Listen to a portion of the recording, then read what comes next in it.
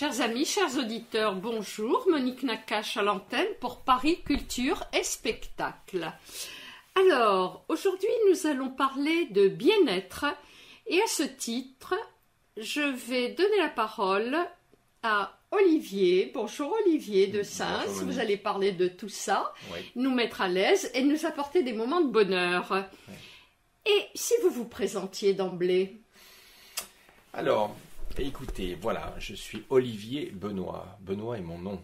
J'ai 56 ans et ça fait 35 ans que je travaille dans différents domaines et entre autres dans le bien-être à travers une approche que je développe depuis 35 ans qui s'appuie sur la compréhension du monde de l'invisible. Notre existence, nous sommes des terriens, avant d'être des terriens on est des humains. Et finalement, avant d'être des humains, on est des améens. Alors, comment on fonctionne? Donc, on parle régulièrement dans le bien-être de matière et d'énergie, mais en fait, d'où vient l'énergie? Voilà le grand sujet, en tout cas, qui me passionne. Qu'est-ce qui fait qu'on peut transformer des choses irrationnelles en rationnelles? Et donc voilà, ce sont tous mes travaux. Et comme je dis souvent, faire des recherches, c'est bien. Mais les mettre en action, c'est aussi très très bien. Voilà, donc avec ces travaux, j'en ai créé des dispositifs de bien-être pour renforcer l'autonomie des uns et des autres et accompagner notre modernité qui n'est pas forcément toujours synonyme avec le progrès. Voilà, Monique. Alors Olivier Benoît, si j'ai bien compris, en lisant un petit peu au niveau de vos recherches, vous vous basez beaucoup sur la physique quantique. Et le mot d'ordre, grosso modo, de vos produits est basé sur le bien-être. Oui. Alors aujourd'hui, on parle beaucoup des ondes électromagnétiques qui sont porteuses de mal-être. Est-ce que vous pourriez un petit peu expliquer aux auditeurs sur quoi vous vous basez et qu'est-ce que c'est qu'apporter le bien-être ? Oui, alors déjà, pour apporter le bien-être, pour moi, c'est une compréhension véritablement de ce que nous sommes, de cette mécanique remarquable, lumineuse, qu'est un être humain, qui est bien sûr incarné, mais pour certains qui en plus vit peut-être plusieurs vies. Voilà. En attendant donc cette construction, ce que j'ai essayé de comprendre et que j'applique, c'est avant l'énergie, j'étais en train donc de le dire, qu'est-ce qu'il y a? Et c'est là effectivement qu'on découvre qu'il y a le domaine des ondes. Effectivement, c'est les ondes où on met les choses en mouvement. Et avant les ondes, eh bien, il y a le sens. En fait, il y a des dimensions. Et dans ces dimensions, je suis un des rares qui évoque le fait que dans ces multidimensions, nous existons aussi. En gros, ça veut dire que dans notre corps physique, nous ne sommes qu'une partie de nous-mêmes, que les autres parties sont dans d'autres dimensions et qui constituent notre existence à chaque instant et notre bien-être ou notre mal-être à chaque instant. Donc, dans cette construction alchimique, restons simples, c'est un peu comme quand vous faites de la cuisine. Vous prenez du sucre, de la farine, des œufs, vous suivez une recette, vous mélangez, vous mettez dans le four, vous sortez du four, vous avez un gâteau. Eh bien, quand vous sortez ce gâteau, l'existence même est indépendante du sucre n'a plus d'intérêt. On fait de l'alchimie avec nos mots. Avec des lettres, on fait des mots. Avec un A, un M, un O, un U, un R, on fait amour. Et quand on a amour, ça a une résonance auprès de chacun d'entre nous, mais le U dans amour, maintenant, n'a pas tellement d'intérêt. Elle a fait partie de la composante qui a permis de générer le mot amour, mais amour maintenant a une existence propre.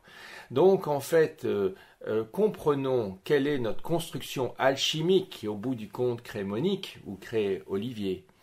Et dans cette construction, il y a effectivement à un moment donné un passage dans la dimension des ondes. Et pourquoi? Parce que ces ondes permettent de mettre en mouvement, en gros, notre livre, notre élévation. Et le monde des ondes est entouré de ce qu'on appelle le champ des possibles. c'est en même temps le domaine du rêve. Dans le domaine du rêve, c'est là où tout est possible. Souvent, les uns les autres, ce qu'on a vécu dans la journée va se transformer dans la nuit avec des choses, des situations peut-être totalement loufoques, mais on est en recherche de possibles. Et donc, on a besoin des ondes pour mettre en mouvement l'information et les situations, les messages, les résonances. Et alors, ces ondes, eh bien, en fait, vont fabriquer des géométries. Et ces géométries vont fabriquer des formes quand elles vont rencontrer la matière. Donc, certains, de façon un peu trop abrégée, vont dire ondes de forme. Mais en fait, on génère des géométries.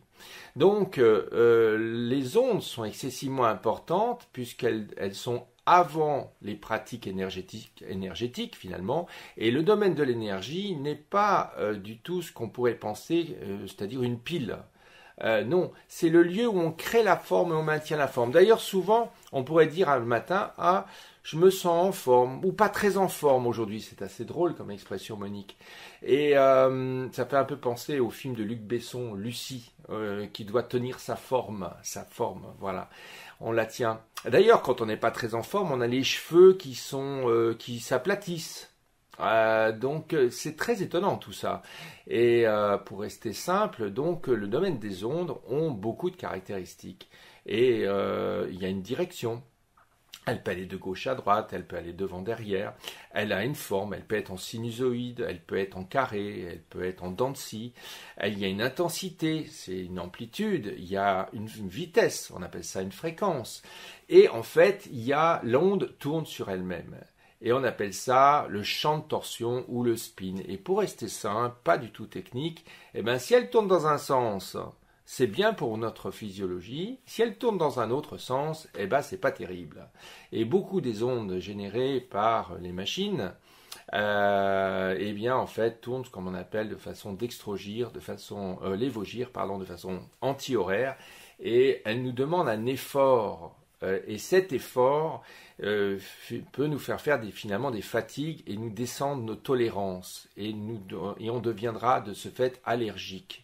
Allergique à l'effort de gérer ces ondes qui ne sont pas d'abord physiologiquement compatibles ou totalement compatibles avec nous. Donc c'est pour ça qu'on voit de nouveau problématiques comme les hyper-électrosensibles.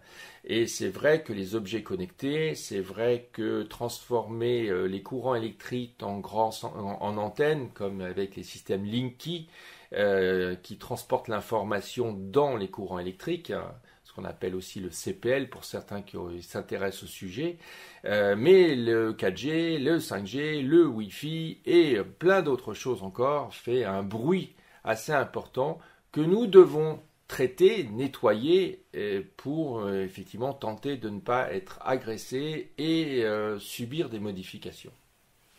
Donc, si j'ai bien compris, pour effectuer ce nettoyage, vous avez mis au point, grosso modo, 6 produits. Oui. Alors, je vais vous demander, Olivier, de nous détailler chacun de ces 6 produits avec leurs bénéfices. Oui. On va dire que dans le grand public, on va s'arrêter peut-être à 3, d'abord, 3-4. Le premier, c'est le médaillon au sens. Donc en fait, il reprend toutes les théories multidimensionnelles et du multi-être que nous sommes, et en fait, il va être garant d'un dialogue entre ces dimensions. On va rester simple, et je vous promets, je n'ai pas bu avant de venir. Et il est là pour augmenter l'équilibre et le flux de la vie. Je préfère qu'on parle du flux de la vie que de l'énergie, parce que l'énergie n'est qu'une étape, n'est pas le point zéro, n'est pas le centre de commandement, au même titre que votre pensée, votre mental n'est absolument pas le centre non plus de commandement. Mais voilà, donc le médaillon, il a cette porte de communication, que vous soyez sceptique, cartésien ou totalement dans le bien-être, il fonctionnera de toute façon. Donc il va donner plus de flux de vie, plus de recul, plus de circonstances favorables, parce que les circonstances favorables, c'est dans le champ des synchronicités, et on peut imaginer la cohérence entre notre évolution individuelle et les évolutions liées aux autres personnes, puisqu'on est quand même connectés les uns aux autres. Alors, le médaillon, c'est le premier point. On le porte sur la poitrine. Certaines femmes le portent dans le soutien-gorge. Voilà, donc c'est simple, j'ai envie de dire. On le porte la journée, comme c'est mis dans le mode d'emploi. Les 2-3 premiers jours, on le porte 1 heure. Il y en a qui vont ressentir beaucoup de choses, il y en a qui vont ressentir rien. Mais le ressenti, à nouveau, n'est pas un gage ou une notion de performance. Je vous rappelle à nouveau que mon téléphone, moi, il me fait rien je peux l'avoir avec moi, mais il fonctionne. Un électrosensible, déjà, avant même que je lui donne, il le supportera même pas. Donc ça, c'est une notion de sensibilité. Je vous rappelle de seuil de tolérance, donc à l'effort. Ensuite, il y a le disque au sens qui est le disque qui fait 10 cm, le médaillon fait 5 cm, et ce disque-là, en fait, il est plus sur vos petits bobos plutôt physiques, l'autre est plutôt sur la partie plus émotionnelle et les conséquences. Donc le disque, vous pouvez le mettre dans le bas du dos, vous avez mal au genou, vous allez faire quelques mouvements au-dessus avec votre main qui tient ce disque au-dessus du genou, sous le pied. Vous pouvez le mettre sur le café, sur un verre d'eau, il restructure, il dynamise les boissons chaudes et froides. Je précise quand même qu'en allant voir sur le site d'Olivier Benoît, l'expérience du verre d'eau avec un autre verre est bien démontrée, ou le vin. Oui. Absolument. Et d'ailleurs, je travaille avec différents laboratoires parce que j'ai une activité aussi avec une formation aussi d'ingénieur, une formation aussi dans la musique. Mes grands-pères sont des maîtres verriers. Enfin, je suis moi-même une alchimie, comme vous êtes chacune une alchimie. Et donc, entre autres, avec un laboratoire, on a fait des tests sur les bactéries et sur l'Escherichia coli, qui est une bactérie dite pathogène qui fait des infections urinaires, entre autres, qui provoque. Et donc, dans le protocole, les bactéries sont à maturité, et ensuite, on a 2 récipients d'eau. On a mis le disque au sens dessus pendant 30 minutes, et ensuite, si vous voulez, on va diluer le même nombre de bactéries dans les 2 récipients. On attend 48 heures, soit 2 jours, et ensuite, on compte au microscope la prolifération des microbes, des bactéries. Des bactéries. Et donc, on constate qu'il y a entre 19 et 28% de moins de ces bactéries. Donc, on a retardé dans cette eau modifiée par le disque au sens. Et là, actuellement, il y a d'autres laboratoires qui travaillent sur la cicatrisation parce que ça marche très très bien. La brûlure, la cicatrisation, c'est une aide. Ça vous permet de mieux prendre en charge ces bobos de différentes natures. Donc, c'était le disque au sens. Alors, Olivier, pourquoi vous préconisez le passage du disque à distance ou presque sur une plaie ou un organe un petit peu douloureux en activant le schéma de l'infini? Il y a différents mouvements, c'est aussi dans le mode d'emploi, c'est assez simple. C'est vrai qu'il y a 3 méthodes, Monique, avec ce disque. Il y en a un, vous le posez. Il y en a un, vous le posez, vous mettez la main dessus, dans la zone qui vous pose des petits problèmes. Et puis le troisième, vous mettez le disque en mouvement. Effectivement, avec 3 mouvements possibles. L'infini, qui est très intéressant, et sans rentrer dans la technique, on appelle ça aussi le lemniscate ou la bande de Möbius. Donc en fait, l'infini, vous tournez en fait dans une boucle dans un sens et l'autre boucle, il est de toute façon dans l'autre sens. Donc c'est en fait aussi un mouvement de lien, de création de lien. Et vous savez, dans notre monde... Que l'on retrouve dans le tai chi et le qigong, en fait. Absolument, on rencontre dans beaucoup d'endroits. Et dans un monde où on a un certain effondrement du sens, c'est intéressant de recréer le lien. Alors, vous avez aussi le mouvement où vous éloignez le disque de l'endroit et vous le ramenez. Donc, vous tirez quelque part ce qui vous fait mal et vous ramenez la lumière. Donc ça, c'est un mouvement très intéressant. Et puis le dernier, c'est le sens horaire. Donc vous tournez autour de l'endroit, voilà, votre disque est au-dessus et vous tournez. Voilà, vous allez avoir des sensations. Alors Olivier, j'ai cru comprendre également qu'on pouvait avoir une action à distance. À l'ère du e-learning, je pense que c'est important de se faire savoir. À distance sur des humains, mais également à distance ou en présence de nos amis les bêtes. Exact. Tout à fait. Alors peut-être juste avant, et j'y vais, Monique, c'est le troisième produit, c'est des adhésifs de protection au sens. Il y en a 2 dans la pochette, et c'est ce que l'on va coller sur sa box internet, sur son téléphone, sur son ordinateur, sur le compteur électrique près du disjoncteur, ou sur les nouvelles voitures électriques. Parce que je discutais dernièrement avec un ami qui me disait qu'il n'avait jamais été autant fatigué avec sa voiture électrique. Donc, et évidemment, il y a des pollutions liées aux batteries. Alors, la distance, en fait, n'existe que dans la partie de l'énergie et de la matière. Alors, vous avez tous appris à l'école, en physique-chimie, qu'il y avait des électrons autour de noyaux qui tournaient dans des orbites. Et quand il manquait des électrons, les électrons s'accrochaient entre eux, ça faisait des particules, puis ça faisait des molécules, donc ça faisait de la matière. Alors, dans le domaine à partir de l'énergie, on est dans un monde linéaire, effectivement. Donc, on a une notion de chronologie du temps. Et d'ailleurs, nous naissons et on va avoir une chronologie jusqu'à notre mort. Donc là, il y a la notion de distance. D'ailleurs, Newton et la physique, à nouveau, que vous avez appris à l'école, eh bien, c'est une physique d'objets en mouvement. Et donc, on arrive à déterminer une position d'un objet s'il est linéaire. Bon, on appelle ça les équations différentielles. Et je m'en arrête là. Mais avant l'énergie, nous ne sommes pas dans un monde linéaire, nous sommes dans un monde non linéaire. C'est-à-dire on est dans le domaine de l'intuition, dans le domaine de la visualisation, du flash, de l'instantanéité des choses. Et d'ailleurs, chacune, quand vous avez une activité que vous connaissez bien, vous êtes performant dans un domaine, vous allez voir tout de suite quand vous allez vous approcher de quelqu'un qui fait cette même activité, s'il est en train de faire des bêtises, c'est évident, la solution est une évidence, elle vous apparaît comme ça. Alors, dans le modèle de l'existence humaine qui dépasse l'existence incarnée, on atteint ces domaines des ondes, de l'information, donc tout le domaine avant l'énergie, et là, nous n'avons aucun espace-temps, enfin en tout cas, nous n'avons pas cette notion linéaire. Donc, un barreur de feu, un magnétiseur, par des prières, et les uns les autres, vous savez, donc une expression verbale, par un chant, par en tout cas ce domaine aussi des harmoniques et, à nouveau, Monique, des fréquences, eh bien, vont changer les géométries. Et en changeant les géométries, on change la forme. Donc, on intervient. Alors, le grand intérêt aussi, c'est quand on intervient avant l'énergie, c'est qu'on intervient avant que ça se fasse.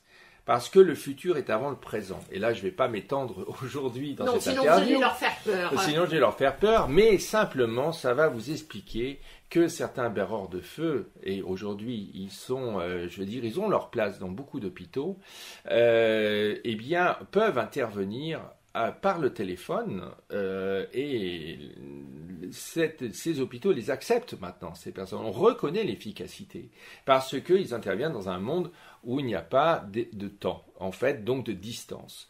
Voilà, donc il y a les jeux de cartes. Si vous permettez, Olivier, je vais faire le point en vous faire bondir carrément. Ouais. Vous étalez un petit peu sur l'épigénétique. Exactement. Alors, le domaine des épigénétiques, c'est parce que c'est absolument passionnant. C'est-à-dire que quand on commence à étudier les évolutions et les domaines d'évolution, alors il y a des domaines passionnants comme ce qu'on appelle la théorie du centième singe et aussi, bien sûr, l'épigénétisme et ou d'autres qui pourraient appeler ça la morphogénétique ou les champs morphiques. Moi, j'appellerais ça les champs d'évolution universelle. Je vais prendre des termes beaucoup plus simples. Et en fait, c'est très intéressant de comprendre comment se passe l'évolution individuelle connectée au champ d'évolution. Et là, on s'aperçoit qu'il y a des âmes qui sont influenceurs, il y a des âmes qui vont donc, si vous voulez, ces âmes vont écrire dans ces espèces de bases de données. Et il y en a d'autres qui vont être plutôt des passeurs, c'est-à-dire s'ils se posent la question, là, on leur donne la réponse. Et puis, vous avez tous les autres personnes qui vont recevoir des mises à jour. C'est-à-dire vous n'avez pas besoin de vous poser une question pour avoir la réponse. Donc on a tous, si vous voulez, cette notion de mise à jour qui s'effectue. Donc l'épigénétisme, entre autres, rentre dans ces domaines-là. Alors Olivier Benoît, et le troisième produit après le disque? C'était les pochettes adhésives, pardon, que j'ai juste cité oui, avant. Excusez-moi, le quatrième, pardon. Donc dans le domaine effectivement à distance, il y a aussi les cartes au sens, mais effectivement, c'est pas d'abord un produit, je vais dire, grand public. Ça que vous réservez un petit peu à vos formations. Exactement. Il faut être initié. Enfin, voilà, hein, les formations ne durent qu'une seule journée et j'ai beaucoup de grand public, de seniors, de jeunes, etc. Ben, je m'intéresse pas d'abord aux praticiens.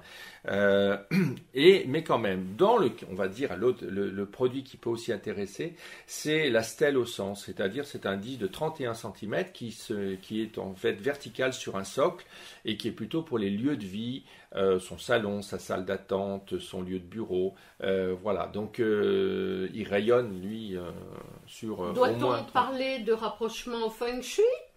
Oui, évidemment, vous pourrez, parce qu'on peut rentrer dans ce domaine-là comme dans la géobiologie et les problèmes de réseau Hartmann, de failles convexes, concaves, etc., etc. Alors Olivier Benoît, vos produits, où peut-on se les procurer? Alors, on peut se les procurer. Alors déjà, il y a le site internet osenslife.com. Je rappelle aux auditeurs, au sens O-S-E-N-S, plus loin, life, L-I-F-E. Voilà, et le site c'est osenslife, mais tout attaché, par contre, .com. Et donc là, vous les trouverez, et vous le trouverez à Paris dans le magasin Quintessence, dans le 15e arrondissement, 1 rue Falguière. Sinon, nous avons une trentaine de revendeurs, et donc là, si vous voulez plus d'informations, donc se renseigner sur le site. Est-ce qu'il y a un numéro de téléphone pour ceux éventuellement qui seraient un petit peu allergiques à Internet, pour éloigner les ondes nocives d'Internet? Pour l'instant, on fonctionne d'abord par un message et donc nous sommes une toute petite entreprise, donc tous les produits sont d'énorme qualité et qui passent dans mes mains. Donc faites un message sur le site internet et je prends contact. Ah oui, j'adore discuter avec les personnes, donc là n'hésitez pas. Voilà, et vous verrez que ces médaillons, si vous souhaitez en acquérir, ils sont multicouches, donc avec une bélière en argent. Enfin voilà, c'est tout fabriqué en France. Merci Olivier et Benoît. Merci Monique. Quant à moi, chers amis, je vous dis à la semaine prochaine. Monique Nakache pour Paris Culture et Spectacle.